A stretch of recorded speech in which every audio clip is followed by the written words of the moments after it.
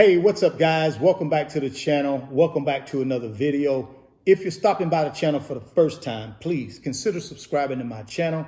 And while you're at it, smash that like button for me. I really would appreciate it. Also, if you want 2 free stocks, Webull is going to give you 2 free stocks when you open up a Webull brokerage account and you can deposit any amount of money in that brokerage account. They're going to give you 2 free stocks valued up to $2,300. That's right, guys. You heard me correctly. You can put $1 in that new brokerage account and Webull is going to give you 2 free stocks valued up to $2,300. So after the video, I want you to go to the description box of the video and I want you to click on the Webull link. Sign up for Webull, open your new brokerage account and get those 2 free stocks, man. And you're going to have an opportunity to start building wealth with that brokerage account. Today's video, I want to talk about how to make money with no money. I've been getting a lot of questions on Instagram through DM. I also get some questions down in the comment box of the videos that I do. And the common question is, how do I make money with no money? So I want to talk with you guys about that today. When I was 26 years old, I was in a situation like many of you guys have been in situations where I didn't have any income coming in. I had 0 net worth. And I had to put a plan in place in order to change that. So I want to talk to you about 3 things I did that put me on a pathway that took me to financial freedom. The first thing I had to do was to get a primary income. See, although I didn't have an income coming in at 26 years old, I still knew income would be my #1 tool to build wealth. So I couldn't just sit at home thinking somebody's going to knock on the door and hand me a check for $1 million and said, hey man, congratulations, you're a millionaire. See, that's not going to happen, guys. And I get this, I get this question all the time from guys. Hey man, I don't have a job, but how can I create wealth? Let me make sure I understand this. There ain't no creating wealth unless you have a job or a primary income coming in, right? So the #1 thing you got to do, man, let's not fool ourselves. We got to have a primary income. Now, again, it don't have to be a 9-to-5 job like I did when I was 26. It can be your own business. Right? And you don't need to be some, Harvard educated PhD person. If you want to make income, you got to figure out what your skill set is. If you have a skill set that you believe you can turn into income, then do that. If you don't have a skill set, learn one. If you have a skill set, use it. If you don't have a skill set, learn one. But you have to create a primary income. There's no way around that, guys. I don't care how many videos you watch. I don't care how many books you read. I don't care how many seminars you go to. I don't know how many courses you buy. You can do all of that stuff, but you still will need to create a primary income at some point with all that knowledge you've gathered. So create a primary income is your #1 thing you got to do. It was the #1 thing I did in order to put me on my pathway to financial freedom. The second thing I did, I learned how to OPM, use other people's money. And the way I learned to do that was reading a book called Rich Dad, Poor Dad by Robert Kiyosaki. I recommend you guys go grab that book if you're interested in learning about OPM. It taught me about how to borrow money, how to leverage money in order to create more money. So when I was 26, I read that book. And after reading that book, I said, you know something? I can use real estate in order to build my net worth over the next 10, 15 years. With a small amount of my money, I'm going to leverage that small amount of money and borrow more money from the bank in order to buy real estate and then let that real estate grow until it takes my net worth to where I want it to be. So that's what I started doing, guys. I started leveraging using a technique called the 5-to-1 leverage technique. And all that means is if I find a property that's $100,000 and I apply the 5-to-1 leverage technique, I would put in 20% of that $100,000, which is $20,000. And then I would go to the bank to borrow the other $80,000. So 5-to-1 leverage. I'm the one, and then I go leverage the other 4 from the bank, which gives us the 5-to-1 leverage ratio.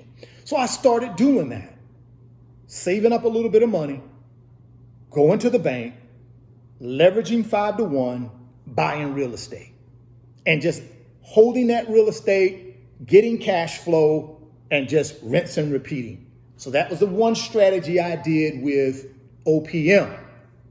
The second strategy I used with OPM was credit card arbitrage. See, I kept my credit score pretty decent. I had a primary income, so I would get credit card offers. I would take advantage of those credit card offers, and then I would take the credit card limits and I would leverage those limits. See, I use those limits as short-term leverage. I use the real estate as long-term leverage assets. So I took those credit card limits and I created cash flow out of them using short-term borrowing techniques like leveraging the credit card limits into my checking account. Take those limits into my checking account, and then I would use them to flip luxury watches, or I would use them to buy small electronics and flip on eBay, right? Or I would use them to buy a piece of real estate and use the credit limits as my down payment to buy the piece of real estate. So that was a second technique I used for OPM, was credit cards. If you got decent credit, you got proven income, guys, you can go out and get credit cards with decent limits. And if you know how to use those limits through credit card arbitrage, then you can turn those into cash as well. Now, the third thing you're going to need to do, number one, got to get the primary income. Number two, got to learn how to leverage other people's money. And then number three, you got to learn how to multiply that money to create wealth, right? So as I make this primary income, I live below my means, I got a little money left over.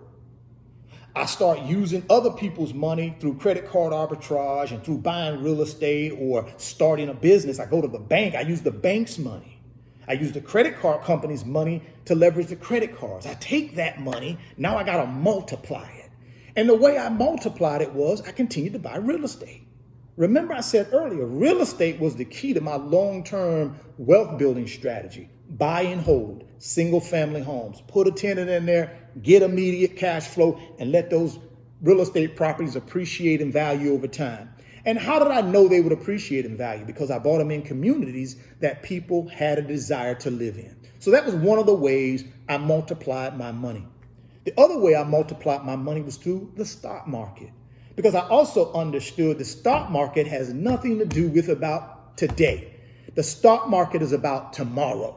So I'm investing my present day money into companies that I believe will be worth more tomorrow than they are today. That's all the stock market is, guys, right? Now, I'm not really good at picking winners and losers, so I don't invest my money into individual stocks per se that much. What I do is I invest in baskets of companies.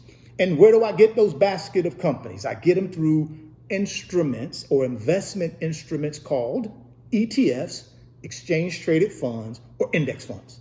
Now, I'm not going to go into all that. You guys can go look at some of my prior videos to kind of figure out what that is, or go to Google and research them yourself. But I would multiply my money by putting it into index funds and ETFs and just holding them long term.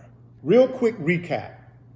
Number one thing you got to do, got to get a primary income. No way around it. Sitting at home on the couch, playing video games, or whatever else we do when we're just consuming and not producing, is not going to get it. So got to get a primary income. Number two, got to learn how to OPM, right?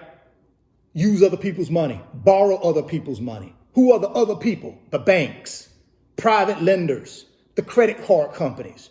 Those are the other people I'm talking about when I talk about OPM, right? Got to get good at that because using OPM is going to create some more cash flow for you, right? And then the third thing you got to do, got to take that primary income, got to take that OPM income, and then you got to multiply it and turn it into real wealth through investing in real estate, in a business, in the stock market.